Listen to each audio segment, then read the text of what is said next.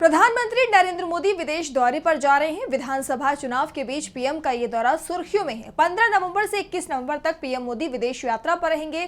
तो क्या है उनका पूरा शेड्यूल, पीएम के इस दौरे से जुड़े किन अहम मुद्दों पर बनी रहेगी सबकी नजरें, जानने के लिए देखिए ये रिपोर्ट। प्रधानमंत्री नरेंद्र मोदी 3 देशों की 5 दिवसीय यात्रा के लिए रवाना हो गए हैं। अपने इस दौरे में पीएम ब्राजील, गुयाना और नाइजीरिया जाएंगे।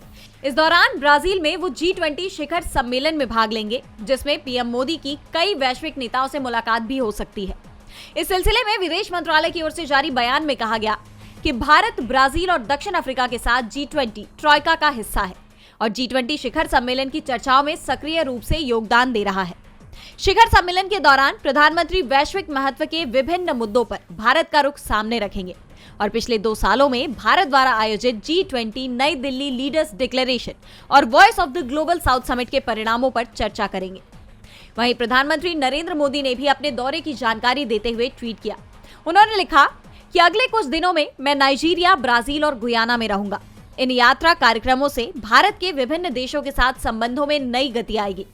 मैं G20 शिखर सम्मेलन में भाग लूंगा और गुयाना में कैरिबियाई नेताओं से मिलूंगा। पीएम ने G20 सम्मेलन को लेकर उम्मीद जताई कि इसमें पिछले साल भारत की मेजबानी में तय किए गए एजेंडे को आगे बढ़ाने का अवसर मिलेगा। उन्होंने कहा कि इस साल ब्राजील भारत की विरासत को आगे बढ़ा रहा है। मैं एक पृथ्वी, एक परिवार, एक भविष्य के दृष्टिकोण के अनुरूप सार्थक चर्चाओं की उम्मीद करता हूं। मैं अन्य नेताओं के साथ द्विपक्षीय सहयोग को आगे बढ़ाने पर भी चर्चा करूंगा। बता दें कि इस सम्मेलन में पीएम मोदी के अलावा चीन के राष्ट्रपति शी जिनपिंग और अमेरिका के राष्ट्रपति जो बाइडेन भी हिस्सा लेंगे।